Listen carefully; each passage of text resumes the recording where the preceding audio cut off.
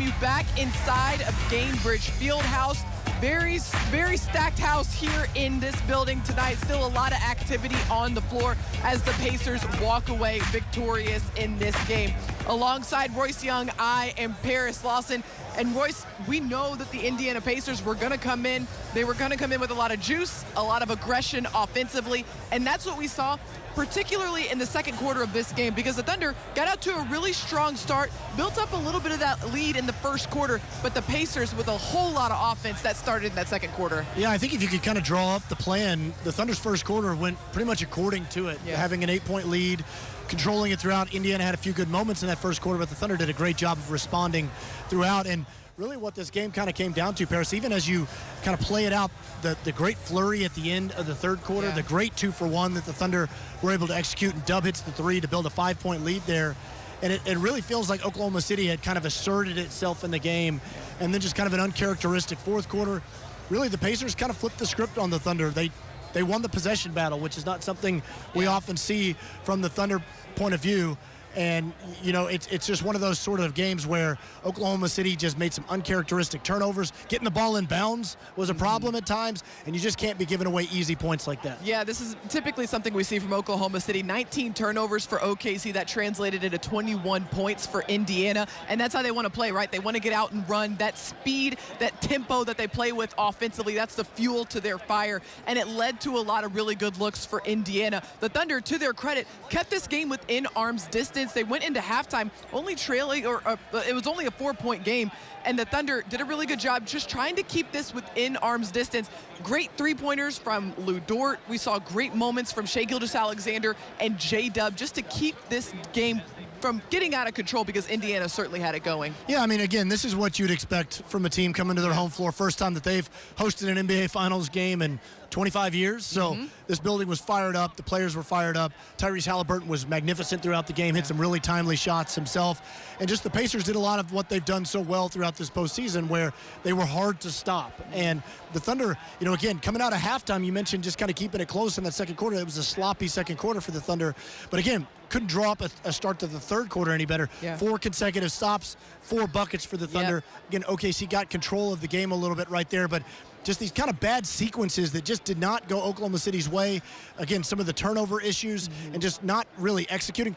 You know, Indiana played with a ton of physicality on SGA tonight. Andrew Nembhard was all over them the entire game and really made the Thunder getting into their offense a little bit more of a stress test. And the Thunder just weren't able to really kind of get into moving the ball all that much just because of the force and physicality that Indiana played with on defense. Yeah, you could tell from the very outset of this game that physicality and pressure were going to be top of mind, big priorities for Indiana, particularly on Shai Gilgeous-Alexander. You saw Andrew Nembhard just an opening possession just glued to Shai Gilgeous-Alexander. As you look at how this game unfolded, Royce, and you look at how Indiana played particularly defensively, what other things kind of stand out in terms of maybe adjustments that they made coming into game 3? Well, I mean, you know, they're known for their pickup points. They pick up higher on the floor than anybody in the NBA does, so it's not necessarily any different. I think that they played with a little bit more aggressiveness on it. They fought over screens very, very well throughout the game. And again, the Thunder just kind of weren't able to get into a rhythm offensively. There was a lot more blitzing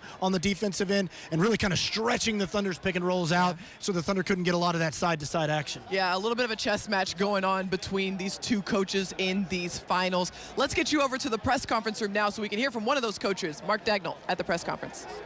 Turnovers, and then I guess where did you feel Indy gained the upper hand down the stretch? I mean, the turnovers were uncharacteristic. Obviously, we're usually pretty clean there. I give them credit. I thought they played really well. They played with great energy. They were physical. They pressured. They sustained it for much of the 48. I thought we did some good things. I mean, we got off to a really good start and then got off to a really good start in the third. We really controlled the first and third quarters and had a really hard time in the second and the fourth. So we'll watch it. You know, it wasn't all bad, but we definitely have to play, you know, our style and impose our will for more of the 48 minutes if we want to come on the road and get a win. Second row on the left. Mark. Daniel Belby, yeah. So it seemed like a lot of switches tonight. And I know you guys are a switchable team, but it seemed like a lot of them didn't come with much resistance. Do you feel like that gave them a little too many good looks on their end? I mean, we'll watch it. Every possession is different. There's definitely possessions where I thought they were the aggressor, and we weren't, in the ball enough. And there were some possessions that were really good. I thought specifically to start the third quarter, our pressure and physicality was right where it needed to be. So we had a lot of good stretches of the game, but they had more good stretches than we did, and outplayed us over the course of 48 minutes. And obviously we need to play better if we want to give ourselves a better chance in Game 4. First row, Tim. What do you see from your offense to keep your offense from get going in the fourth quarter, and specifically from Shea? Only got up 3 shots, didn't get any assists down the stretch in that quarter. Yeah, I mean, they really outplayed us in the fourth. Give them credit. I thought we were in really good shape coming out of the third quarter. We had a 5-point lead, and kind of weathered the storm of the second quarter. That was a rough quarter, and we were only down whatever we were at halftime, 4 or 6, and we got control of the game coming out of the third. And then in the fourth quarter, I just thought they really outplayed us on both ends. I thought they were in character in terms of their physicality, their pressure on defense, and then they were in character in terms of their pace on offense, and they just stacked way more, quality possessions in the fourth quarter than we did. First row here on the right. Mark, Jenna Carlson with the Oklahoman. Speaking of their defense, I know Shea's seen everything under the sun, but did you sense additional physicality with him, more double teams coming quicker? What did you see just what they did defensively with him tonight, and what do you have to adjust going into 4? I didn't think they really changed their schemes very much. I just thought they were sharper, like I said, with the physicality and the pressure, and their physicality was stronger than our force in a lot of those possessions. Not all of them. Obviously we had really good stretches of the game, but not enough good stretches of the game to stack up to a win on the road. Second row on the left. Steve Slater with The Athletic. You don't often see, a stolen inbound in the NBA, and I think McConnell got you at least 3 times for just catch layups. How inexcusable do you view those turnovers, and how much do you think that, snowballed? I mean, those are big plays, obviously, but in terms of inexcusable, I mean, everybody's out there competing and trying, and I'm not going to place blame on those plays. I just thought their overall tone was better than ours for the majority of the game. Like I said, I thought we had some really good stretches, but we just made one too many mistakes and had one too many possessions on both ends of the floor where they were more, tied to their identity than we were. But obviously those are costly plays. Second row middle. Yeah, Barry Trammell told the world, they say role players play better at home. That's clearly the deal tonight. Mathurin outscores your whole bench. What can you do to reverse that trend, and what specifically was so difficult about Mathurin tonight? Yeah, he was, he's had games like this in previous series. He seems to have a game like this in every series, and he's a talented player. He was really aggressive tonight. He did a great job. McConnell did a great job. Their bench really came in the game and was excellent. I thought that was had a lot to do with the second quarter. The start they got off to, I think, was like 15-4, and then the start of the fourth quarter as well. And I thought those guys were catalysts to that. So you tip your hat to them. Those guys played really well. They outplayed us. The team outplayed us tonight. We got to learn from it, and then try to go be a better team in Game 4. Any other questions for Coach? Second row right there. They seemed intentional on getting into the paint early and often. How much of a challenge was that for you guys, is to slow their offense down when they're that intentional?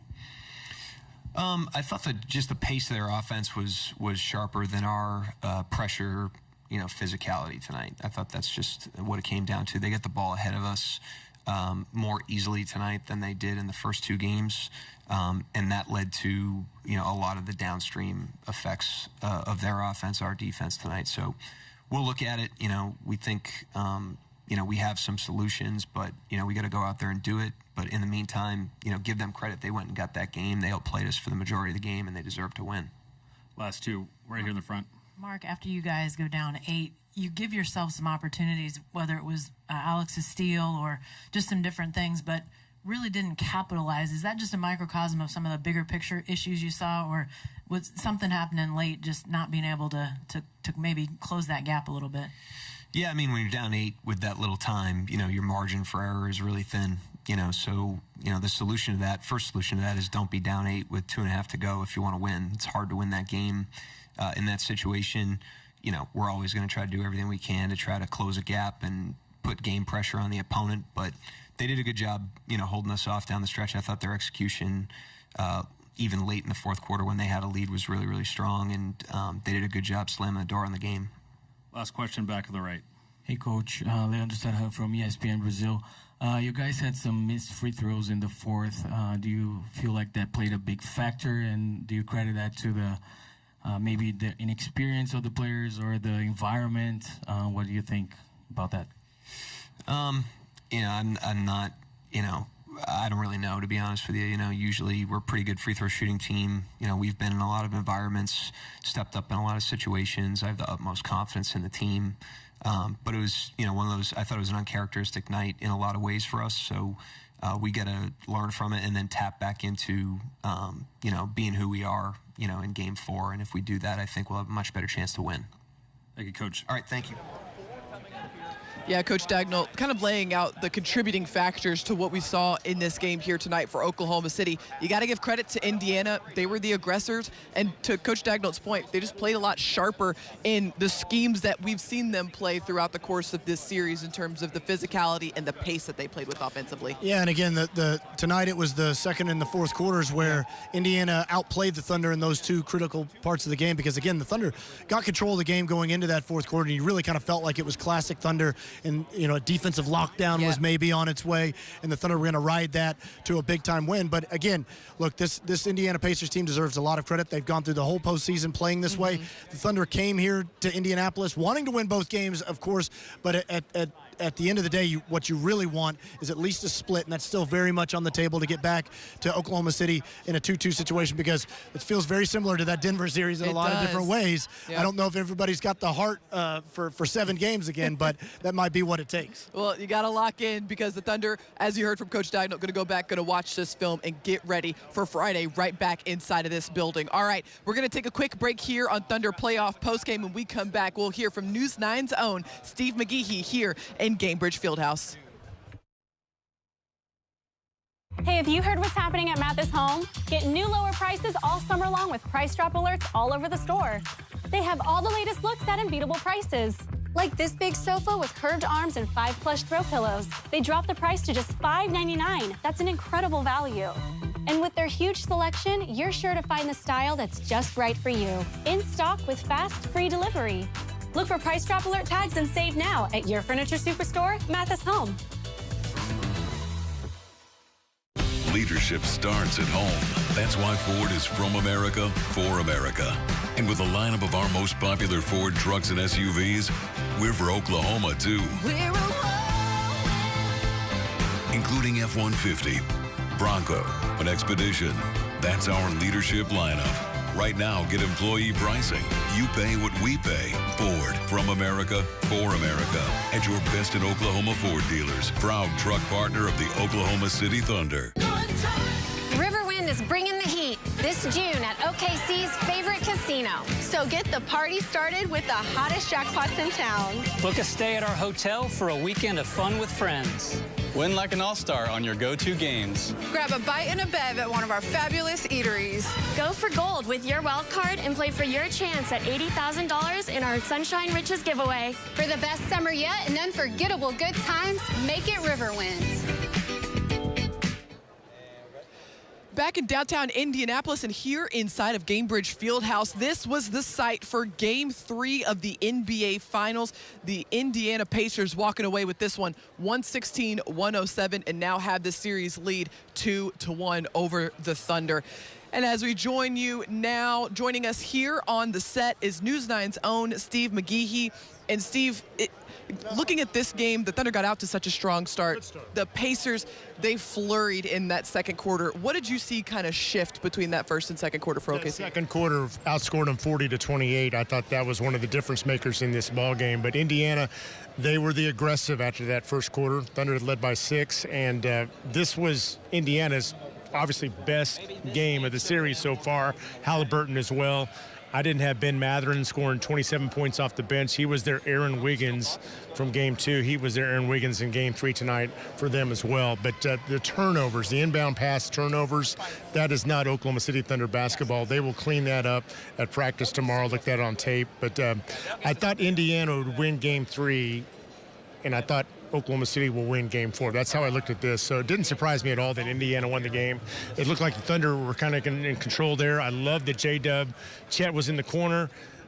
Indiana falls asleep, and then Dub hits him for the dunk. I thought at that point, I'm like, okay, this may be their night to win one here in Game 3. But it's imperative they win Game 4. I think they can. They're going to cut down on the turnovers. I doubt Matherin has 27 points.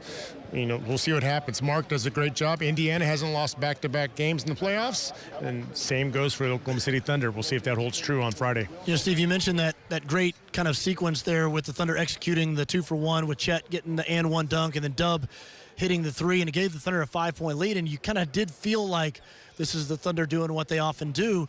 And then again, the script got flipped on them in the fourth quarter. Only 18 points for OKC in the fourth quarter.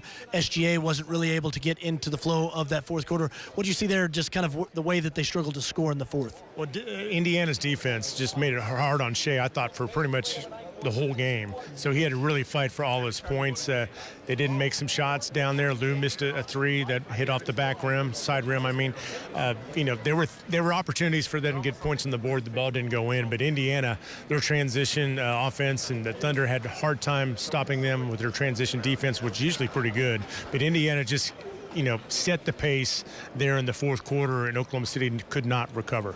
Yeah, Steve, you obviously here inside of this building, it's the first NBA Finals game for the Pacers in 25 years, and you could kind of feel a lot of that energy. I have to imagine you feel like the Pacers kind of fed off of that in this game tonight. And I think that's going to help out Oklahoma City. Now they've been through this for 48 minutes. They know what it's like. They know what they have to do. I think that's going to help them out in game number 4. But, you know, Indiana did what they were supposed to do. They used this huge crowd in their favor to their advantage, and I think that really helped them out in the fourth quarter. You know, again, I mentioned it, it's hard not to see some of the similarities between this and the Denver series, especially with the way the game won. And I know that's kind of the optimistic viewpoint to take, but it was a very tough, tight Game 3, went to overtime in Denver, and then the Thunder were able to grind out a game in Game 4. What you mentioned the experience of just kind of getting to experience this. What can they draw on from maybe that series as well? They've been there in that situation before, down 2-1 in Denver, and, you know, they're all must-wins, but that was a must-win situation. You didn't want to go home down 3-1, and they got the job done. So they've been in this situation before. It feels like it's an Indiana punch, it's an Oklahoma City punch, it's an Indiana punch. Now it's Oklahoma City's turn to return the favor and get this back 2-2. In Oklahoma City. I'm a firm believer that Oklahoma City will win on Friday. So it's going to have to be a performance that's even worse than tonight. I just don't see that happen. Well, and we saw so many uncharacteristic things from Oklahoma City in this one, the turnovers, namely the big one. Did you see anything in particular from Indiana's defense that maybe kind of led to some of those turnovers for Oklahoma City in this game tonight? Well, the small point guard, TJ and McConnell, in the past, he's had some good games against the Thunder. He was a nuisance in that one, but it comes down to Matherin. Matherin set the tone, hitting all those shots coming off the bench. I think he had 12 points in the second quarter. Didn't even score in the first quarter. But, you know, Thunder, they're going to look at the tape. I'm a firm believer that they're going to look at this, and now they're going to be the motivated basketball team to win Game 4. So, you know, easier said than done in this place, but right now the Pacers have some momentum. But once again, Oklahoma City will be the one that's going to be motivated to win Game 4. You think it'll help just one day off this time around instead of this 2 days off kind of break? Yeah, that break between Game 2 and Game 3 felt like forever. So I don't know if that really hurt the Thunder or not. I always thought this was going to be a tough game for them to win. But now they've been in this situation now. They know what it sounds like. They know what it feels like. They know what it looks like.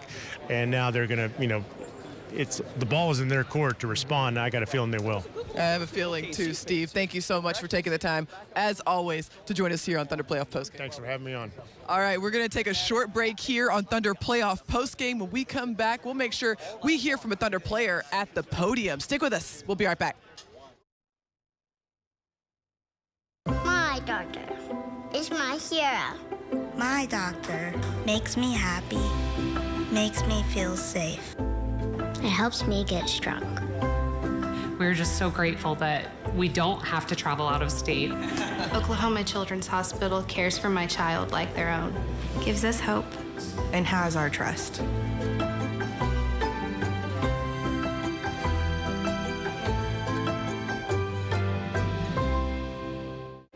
Last year, 35% of all auto accident deaths were rollovers. If you've been in a wreck, don't hesitate to call.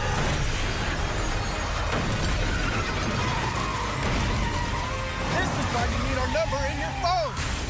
This could be you. When you call our firm, you're going to get one of us, not some paralegal or office manager. Most lawyers, they take more money than their clients. Most of the time, a lot more. We don't, and we guarantee it. With OG&E Smart Hours, you control your energy and your savings. If you're a busy bee, go with Smart Hours Daily, where daily price alerts let you maximize savings.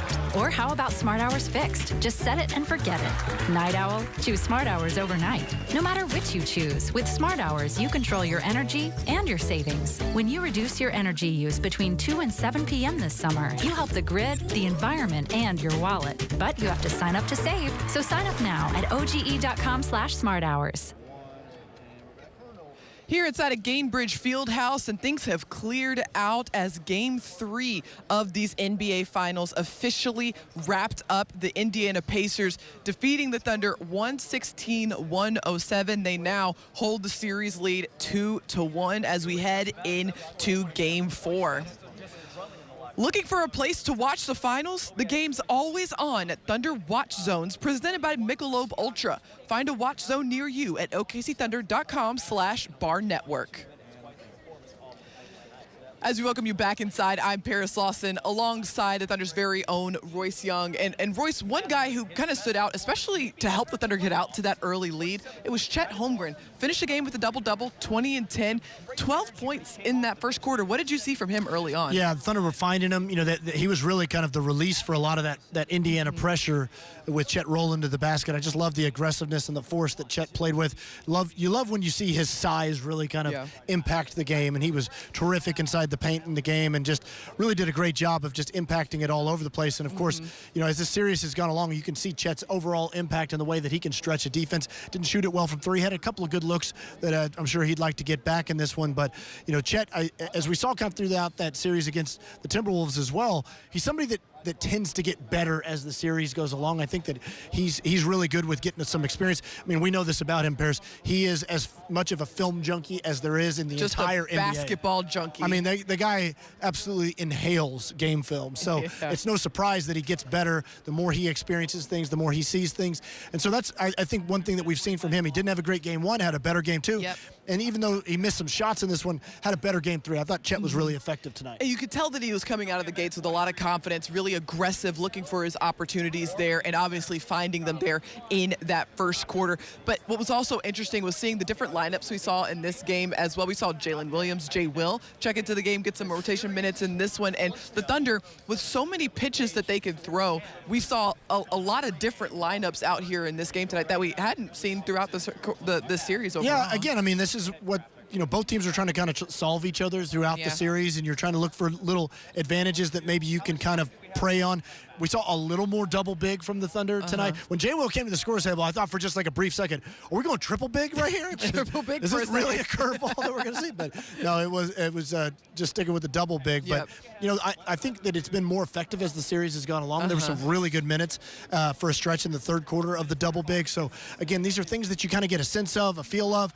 You know, and one thing about the Thunder too, Paris, that we know so well is even like a guy like Kenrich Williams, who checked in briefly in this one.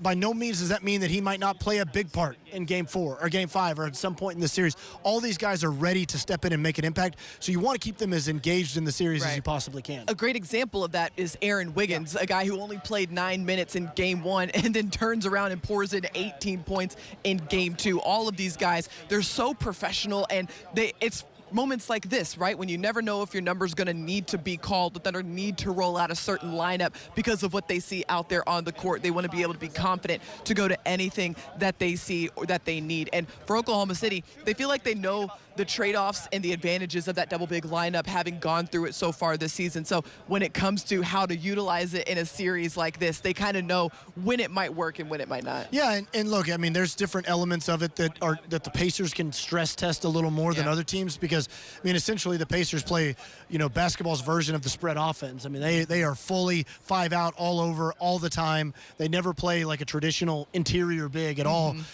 Miles Turner, to his credit, has really grown his game to be a true pick and pop big. So it makes it a little bit more difficult, and they don't really have guys that you feel super great about cross-matching on.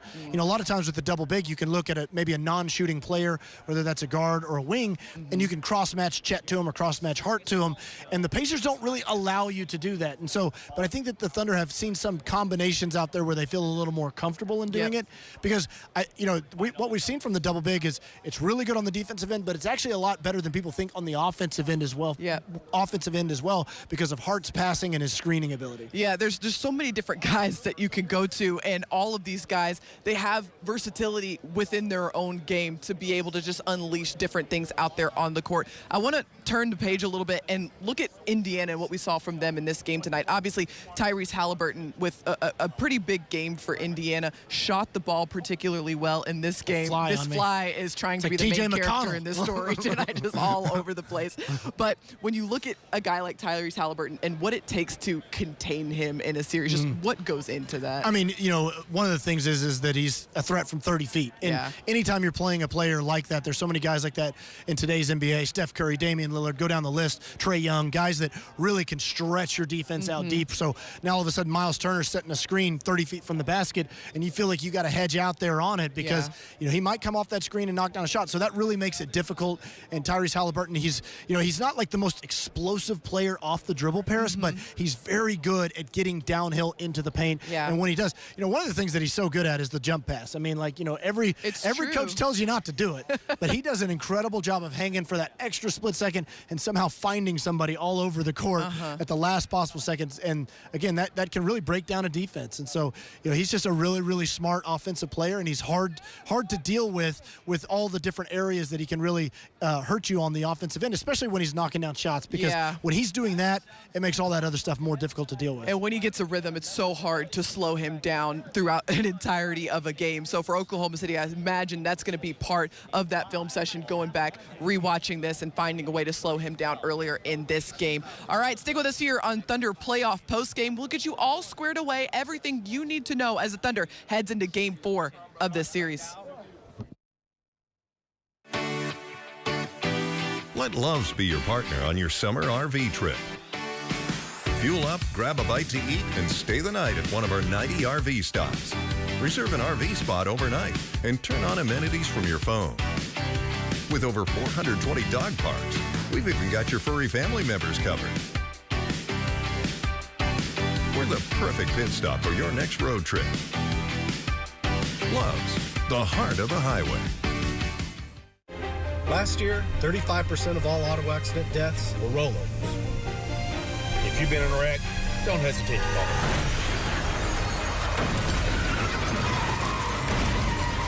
This is why you need our number in your phone. This could be you. When you call our firm, you're going to get one of us, not some paralegal or office manager. Most lawyers, they take more money than their clients. Most of the time, a lot more. We don't, and we guarantee it.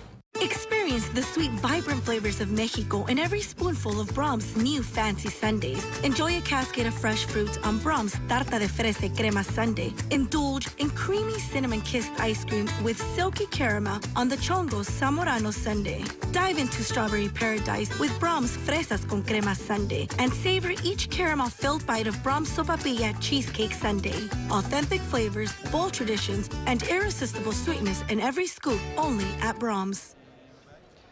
The NBA Finals have shifted here to downtown Indianapolis. We are here inside a Gainbridge Fieldhouse for Thunder playoff postgame. Following Game 3 of the Finals, the Pacers walk away with this one 116-107 and now hold this series lead 2-1. Fassler Hall is now Thunder Hall, your official Thunder watch party destination for the 2025 NBA Finals. Watch the Thunder on the big screen in Game 4 on Friday with giveaways, good food, and more. Check out okcthunder.com/Thunder Hall for more info. Hey everybody, welcome back inside a Gainbridge Fieldhouse. We are courtside right now following Game 3.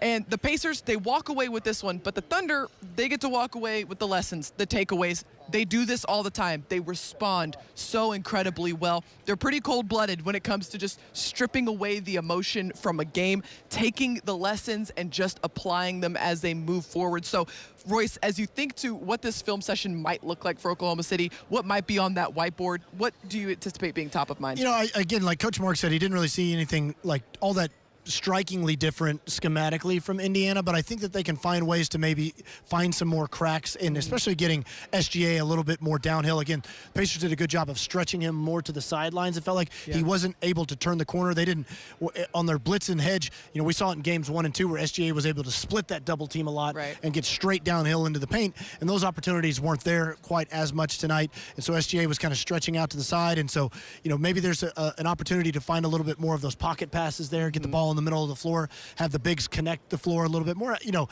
I'm no basketball coach. I'm not that smart, so I'm just taking wild stabs here. But you got to give me some credit, Royce. You've been here for a long time. You've seen a lot of basketball. I would just suggest that when the Thunder shoot the ball, it goes in. That's my. When I'm watching the film, that's what I would make my. I love. Hey, I think you should have made that, Luke. Like that. What'd you think about that?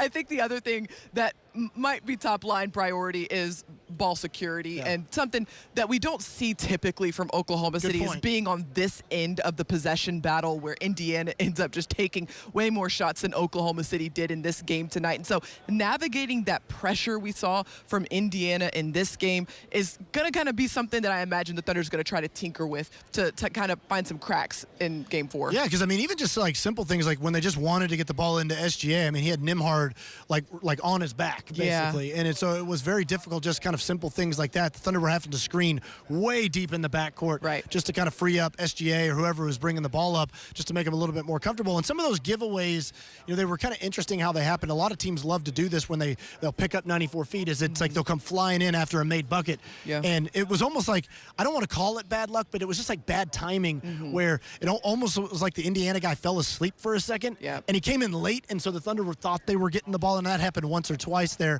even when there were some close calls there. So look, again, credit to the Pacers. They played exceptionally hard. They made the plays when they mattered. And anytime you get in a game like this, those kind of freebie points, boy, they really add up when you have to labor for offense throughout the game. And especially in an environment like this, we've heard from players that, you know, a 4-point deficit can feel like a 16-point deficit just with the momentum and energy from an opposing crowd. So for Oklahoma City, just eliminating all of that momentum as much as possible is key in these sort of scenarios. Royce, let's flip to the other side of the court. How about offensively, or defensively, sorry, for Oklahoma City? What could be key to maybe slowing down a guy like Tyrese Haliburton or the TJ McConnell, who seemed to find some really good cracks today? You know, it's like some of it is a shot-making element. I think, you know, the Pacers knocked down some shots in this one. Haliburton got it going, and he's the type of guy that when he kind of gets it going, he gets more and more dangerous offensively. You can tell that his confidence swells. And some of those other players, I mean, Ben Mathurin, again, he's somebody that, you know, 27 points, like Coach Mark said, he's had at least a game in every series. He's a dynamic player and a threat to score. You know, 9 of 12 shooting. He was hyper efficient throughout it. So, you know, I don't know that you can necessarily anticipate that in another game this series, but, you know, credit to him. He played great in this one. So I think the Thunder also didn't turn Indiana over. And look, this is something the Thunder do exceptionally well. This isn't something they count on. But you do expect the Thunder to do a better job of forcing some of those turnovers on Indiana. You know, we've talked a lot about the Thunder giving the ball away. Pacers' ball security has been pretty good since that first half of game 1. Well, that's something that they've been one of the best in the league at, is just taking care of the ball. So it's an interesting dynamic when these two teams match up. You have a team that causes all this disruption and a team that is known for taking care of the ball. So when these two teams clash, it leads to a pretty interesting battle on that side of the floor. All right, let's take a look at the upcoming schedule here. As we mentioned, Game 4 on Friday. Just one day off in between Game 3 and Game 4, unlike the previous 2 games. And then Game 5 going to be back in Oklahoma City. That'll be on Monday at 7:30 p.m. And then, if necessary, Game 6 back here in Indianapolis on Thursday. And then Game 7 back at home on Sunday at 7 p.m. if necessary. So for Oklahoma City, Royce, you mentioned it. it's kind of interesting. You go from 2 days off in between each of these games. You get to sit on the game, talk about it, think over it, and just kind of stew on it. Now, for Oklahoma City, you got to turn the page because in just 48 hours, you're going to be right back in this building. Yeah, absolutely. And like Steve talked about, the Thunder got the kind of the taste of it. This was a great environment here, as everybody could expect. But, one thing to think about is, even though you go down 2-1 in this series, that feels bad. Yeah. But you just have to win one game in Indiana to win this series. And if the Thunder do what they do so well, which is play well in Oklahoma City. So, whether it's in Game 4, it wasn't in Game 3, but, you have Game 4 and that opportunity ahead of you. And if it's not that one, then it's Game 6. So, that's what the Thunder just got to look for that next game. You've got to win a game in Indiana. And they had this one in a lot of ways. They were real close to getting this one. Pacers played well down the stretch to get it done. Thunder going to have another opportunity just not 24 hours, but one day in between. One day between now, doing the math in my head. I know. I can't do it all that this fast. like start, stop,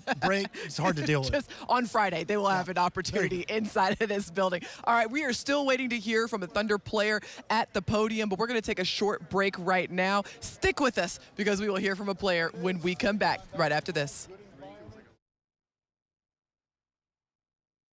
Hey, have you heard what's happening at Mathis Home? Get new lower prices all summer long with price drop alerts all over the store. They have all the latest looks at unbeatable prices. Like this big sofa with curved arms and 5 plush throw pillows. They dropped the price to just $5.99. That's an incredible value. And with their huge selection, you're sure to find the style that's just right for you. In stock with fast, free delivery. Look for price drop alert tags and save now at your furniture superstore, Mathis Home. Leadership starts at home. That's why Ford is from America, for America. And with a lineup of our most popular Ford trucks and SUVs, we're for Oklahoma, too. Including F-150, Bronco, and Expedition. That's our leadership lineup. Right now, get employee pricing. You pay what we pay. Ford, from America, for America. At your best in Oklahoma Ford dealers. Proud truck partner of the Oklahoma City Thunder.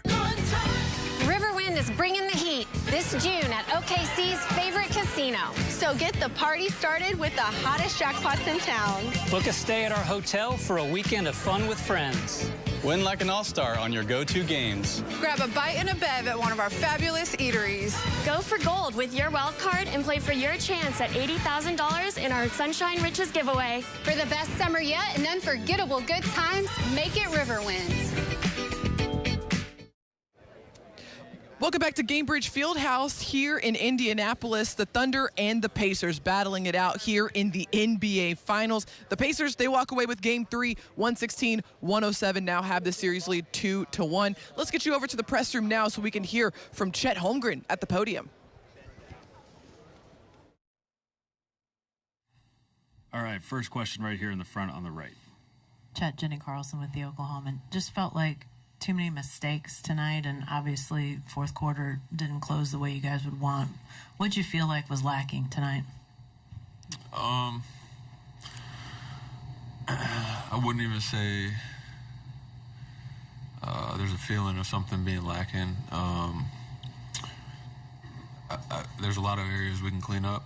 Myself personally, everybody down the roster that got in tonight can look in the mirror and see where they can be better. Everybody who stepped out there can be better, and it starts with me. I got to be better. There was a couple opportunities that we gave away on the inbounds, just taking care of the ball. You could look at every single breakdown and see an opportunity to be better. We got to understand that no game's going to be perfect. Next game's not going to be perfect, but we have to watch the film and see what we can do to put ourselves in a better position to win the game. Fourth row in the center. Yeah, John Hollinger from The Athletic. Yeah, Chet, the fourth quarter in particular, you guys scored 18 points, missed 9 of your last 10 shots. What do you think happened to you guys down the stretch that caused you to struggle so much? I'm going to have to go back and watch the film on that one. I don't want to say something without being able to see the whole picture. But obviously, to win games of this magnitude at this level, we have to be better than, the stat you just threw out there. we need to close games, close quarters, close possessions. It doesn't just come down to the end of the game. We got to figure out how to put ourselves in a better position, for the whole 48 minutes.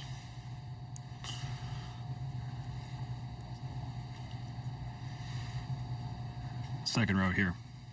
Yeah, Chet, Barry Trammell, Tulsa World. You scored 13 in the first quarter, struggled after that. What was working so well for you in the first quarter, and what went awry after that? Yeah, I think, I was playing aggressive, but,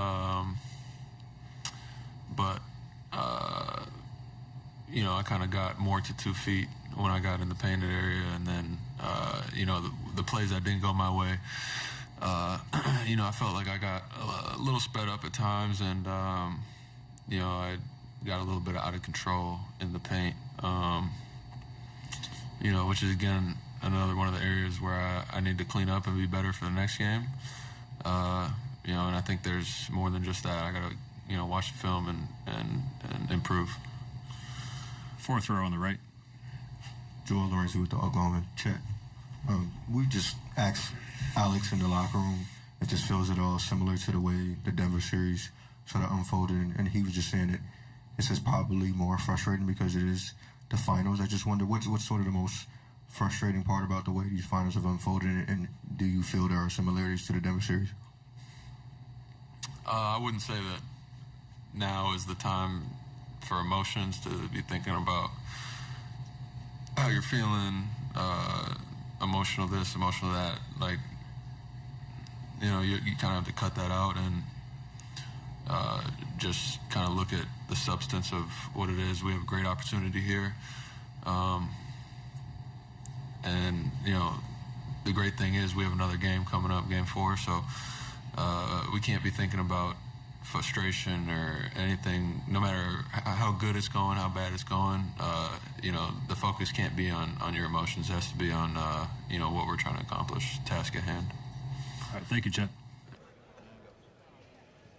Yeah, great maturity there from Chet Holmgren. Obviously a game that did not go his way, but going to remain level-headed and strip the emotion out of this game.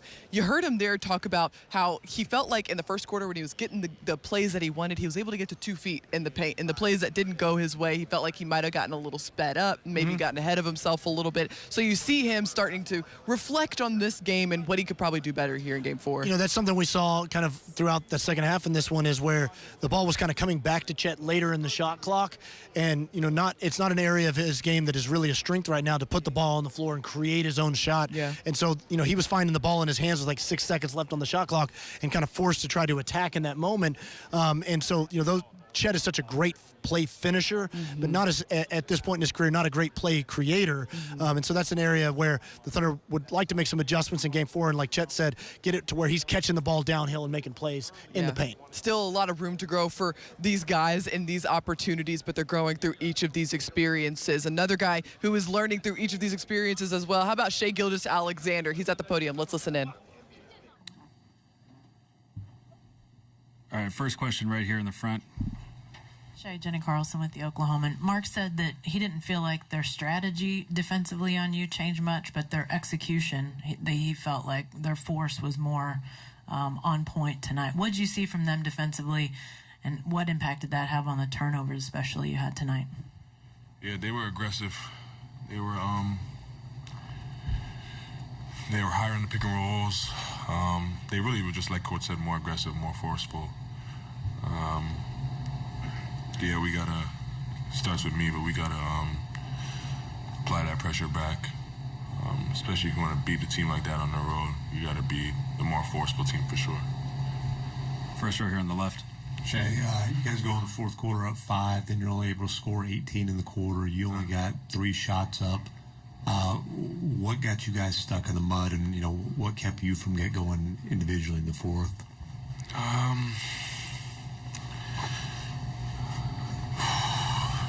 It's hard to say, it's hard to say because I don't see it from like a bird's eye view right now. After watching film, we'll definitely have a better idea. But they were aggressive. They were heavy in the crowd. I'm not sure how many points they had, but it felt like when they score, like we're going against a set defense, and it's always harder against a set defense. So off the top of my head, those are a few things, but I'm sure there's probably more that we can weave through once we watch film. First row here on the right. Joel Lorenz with the Oklahoma. Shay, it was almost too many winning plays to count on the Indiana side. It felt like in the fourth quarter, Obi's put back the steal on the inbound. Like, what was maybe the most frustrating part of the way the fourth quarter unraveled? I'm not too sure. We just, like you said, it felt like they won all the 50-50 plays.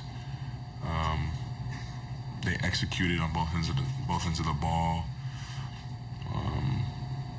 When you give those two things up, and no matter what quarter, you're probably going to lose the quarter. Especially, and then it goes back to especially on the road in a hostile environment, the crowds behind them. So, yeah, we got to take care of those things if we want to come out of game forward with a dub. All right, second row, middle. Also, world. Their defensive pressure seemed to really affect you guys right there at midcourt. Both you and Jalen were always sort of corralled up. What was different about tonight, more than, besides maybe they're just playing with more force? They were higher in the pick and rolls. Had they been going that high? No, they hadn't. During the series? No, they hadn't. That's what they were higher tonight in the pick and rolls. Like, they were above the screen. So, like, when you come off it, you got to go backwards. And that's a little bit of, it goes back to a little bit more force. Like, if we are more aggressive to start the pick and roll and setting it up, then we get a better angle. Things like that usually come down to, like, who throws the first punch. And I think that's what that was. All right, first row, far left. Nick Gallo, OKC Thunder. Shay, what do you guys do as competitors here for the next 48 hours? I know you probably wish you could get right back out there and play those guys again right now, but how do you win these next 48 hours? Yeah, learn from your mistakes, rest, recovery, do everything we can to be a better basketball team come next game. Yeah, I would say those things. Second row on the left. Yeah, McConnell steals 3 inbounds, and you guys had a few more. I think Caruso called them pick-6 type turnovers where it's just, run-out dunks. As you look at a game like this, how detrimental are not only those points, but just how it feels when a guy just, steals the inbound layup? Yeah, those plays hurt, especially because they're very, controllable. You can take your time and inbound the ball, but you make mistakes in basketball, no matter the stage, and we definitely had opportunities to cover those things up, but you also don't let plays like that happen. It just goes back to being tighter, being more focused, being more forceful all night, and things like that really hurt for sure. Last question, fourth row, middle. John Hollinger from The Athletic. Yeah, 9 of 20 from the field tonight. Did you feel happy with the shots you got, or did you feel like you could get to better ones, or was it more just you got what you wanted and missed on them? Yeah, I feel like I had some good looks tonight that I missed, that I usually make.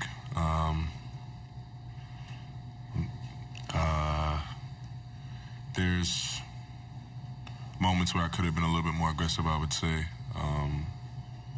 But yeah, I'll watch film, clean everything up, and try to be better for this basketball team come next game. Thank you, Shay. Of course. Yeah, Shai Gilgeous-Alexander breaking this down a little bit for us here following Game 3. He mentioned one thing, Royce, that I want to get your perspective on.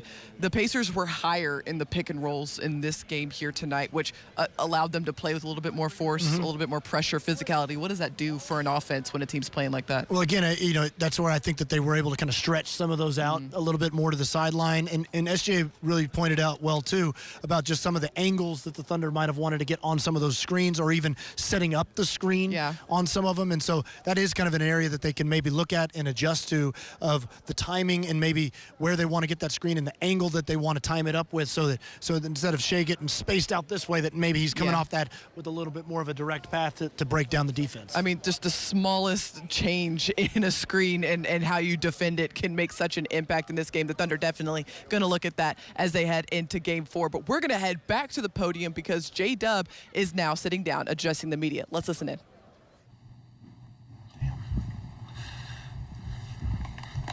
All right, first question here in the front on the right. Sorry, Joel Lorenzi with the Oklahoma. And Jalen, I believe it was 19 turnovers after it all.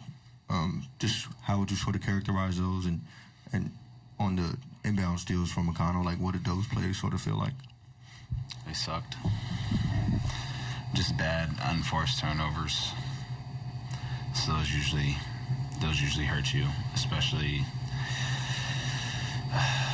like in these games where there's like such high stakes and it's going to be separated by, you know, 1 or 2 possessions. Those are very controllable turnovers, and they resulted in points. So we had control of the game, and those turnovers are the ones where, like, you know, they get back into it, they get the crowd into it, you know what I mean? So if we can cut those out, I think we'll be in good shape. But yeah, we had a lot of uncharacteristic turnovers that also led to touchdowns, so or points for everybody that doesn't know that reference. But that hurt us tonight for sure. First row, Jenny. Jalen, Mark said that, Jenny Carlson with the Oklahoma, Mark said that he didn't feel like defensively they changed philosophy, but attack and approach was more forceful. How do you counter that going into 4? You said them? Yeah. Yeah, they didn't change. They didn't change around too much. They just amped up their pressure, and you know, being at home, you have that juice to do it. So we got to meet that same amount of force and exceed it. Sorry, Tim, right here. You hit that pull-up at the end of the third. Seemed like a huge shot at the time. Put you guys up 5. What stands out to you about what went wrong after that? I missed a shot, and then I fouled, and they're right back in the game. That's been kind of the same thing. It's kind of like the thing I was talking about with the turnovers. Like, this team makes big runs, and like those little unforced errors are where obviously I can't control if I miss a shot or not. That's not really the issue. It's just more a foul, give up an and 1.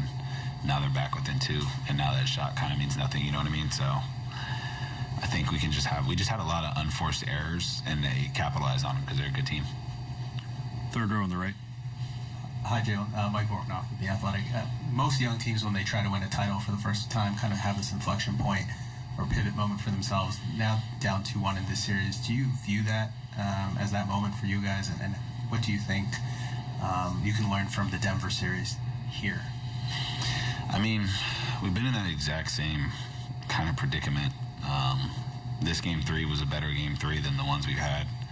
So we'll take that and run with it. But yeah, I mean, it's very pivotal. Obviously, you know, you don't like being down in a series, but we have been here before, so we'll use that experience and work to get better from it.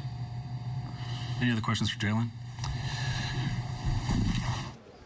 Yeah, don't forget, the Thunder have been in this exact situation. If you think back to the Denver series, after Game 3, the Thunder were down 2-1, had to even that series back up. And the Thunder, one thing we know about them, they leave no lessons, no experiences on the table. And you heard J-Dub going to use that to help them in Game 4. And I hate to remind everybody, but that Game 4 was excruciatingly hard, too. That was a tough one. But this Thunder team showed you the kind of resilience and resolve they have, and then they did it again in Game 5 in that series. So, look, you know, you can draw on those experiences, but that doesn't necessarily predict the future. The Thunder have to go out and they have to perform in Game 4. They got to make adjustments. They got to make improvements in that game. But also, I think you can take heart in the fact that this young team is uncommon in the way that they are able to get back to baseline, get back to 0, and respond in a lot of these situations where it feels like they've just taken a huge uppercut to the face. They had to do it in Game 2 as well. I mean, that was as gut punch of a loss as you could take in Game 1, and they were able to bounce back in Game 2. Yeah, and so the other thing, you don't have to wait as long to see Game 4 for Oklahoma City. This game is going to be on Friday, right back here in Indianapolis. But that wraps us up here in Gainbridge Fieldhouse. Thank you so much for tuning in and staying up late with us here in Game 3. What a game we had inside of this building, the NBA Finals. Once again, our final score, 116-107, with the series now 2-1 in favor of the Pacers. For Royce Young, I'm Paris Lawson. A reminder to join us for a complete breakdown and reaction following Game 4 on Friday from here in Indiana. Until then, good night from Gainbridge Fieldhouse in downtown Indianapolis.